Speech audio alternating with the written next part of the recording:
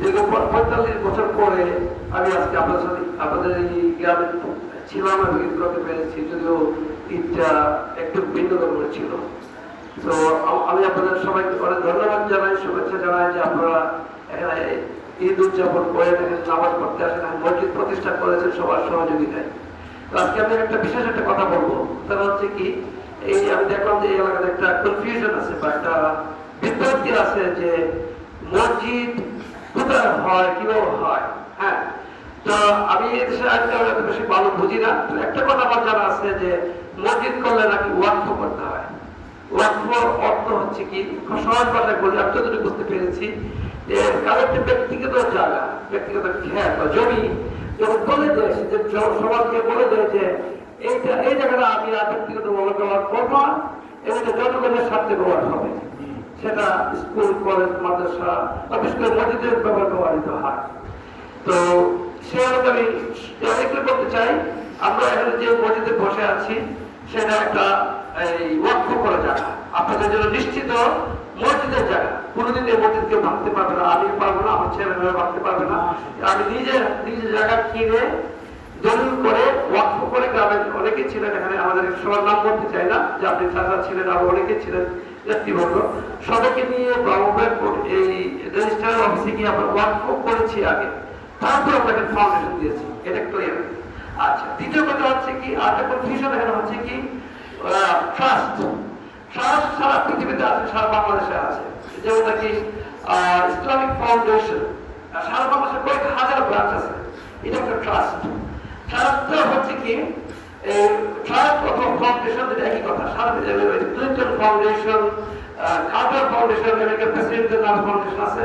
তো তারা যেহেতু খুব বিখ্যাত মানুষ, তাদের নামে যখন ফাউন্ডেশন করে, তাদের নিজস্ব ব্যক্তিগত সম্পত্তি কোটি কোটি টাকা ওখানে দিয়ে দেয়, বলে দেয় যে এটা আমার না, জনগণের জন্য ব্যবহার হবে, ইউনিভার্সিটি হবে, কলেজ হবে, মসজিদ হবে, গির্জা হবে, চার্চ হবে। ফাউন্ডেশনটার অর্থ হচ্ছে কি, এটা আমি আর ব্যক্তিগত ব্যবহার করা করতে পারবো, ওই ওয়ার্ক হয়ে। এটা আরেকটা আধুনিক এনজিও, যে আমার বলা হয় এনজিও একটা বেসরকারি প্রতিষ্ঠান, কোনদিনকে ব্যক্তিগত ব্যবহার করতে পারবে না, কিন্তু জনগণের স্বার্থে ব্যবহার হবে। ব্যবসা বাণিজ্য হতে পারে, টাকা আয় হবে, ব্যয় হবে, জনগণের কাজে লাগবে।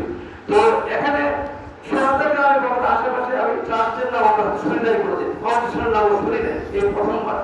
আমি সিদ্ধান্ত নিয়েছি যে আলহামদুলিল্লাহ আমাকে আমার ছেলেমেয়েদেরকে ঘর পোষণের ব্যবস্থা করে দিয়েছে, আমার বেশি দরকার নাই।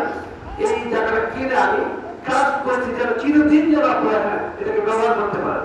স্কুল মসজিদে করতে পেরেছি, মসজিদটা খুব দরকার ছিল, কাঁচা মসজিদ ছিল, আমাদের ভাই বোনদের কমন জায়গা, ছোট্ট জায়গা, এবং সবাই আমরা এক মত হয়ে যেখানে মসজিদ করবো, ওই রকম পরিবেশ কখন গড়ে উঠে নাই।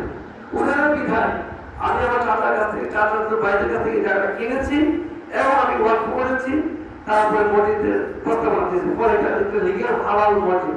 এই ব্যাপারে আপনাদের কারো কোনো সন্দেহ বা কোনো প্রশ্ন আছে কিনা?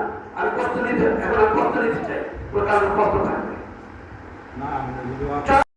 ওয়াকফ করে দেয়, বাড়ি, পনেরো জায়গা বা মাদুর বাড়ি, যারা ওয়াকফ করে দেয় সাধারণত তারাই যুগ যুগ পরিচালনা করতে থাকে। তারা যেহেতু এটা দান করেছে, তাদের মদর বেশি, মায়ের বেশি, দরদ বেশি, বা সেটা থাকে না, লিগেলি গভর্নমেন্ট হারা করে তাদেরকে সেটাকে ম্যানেজমেন্ট করা, পরিচালনা করা, তাদের একটা অধিকার থাকে।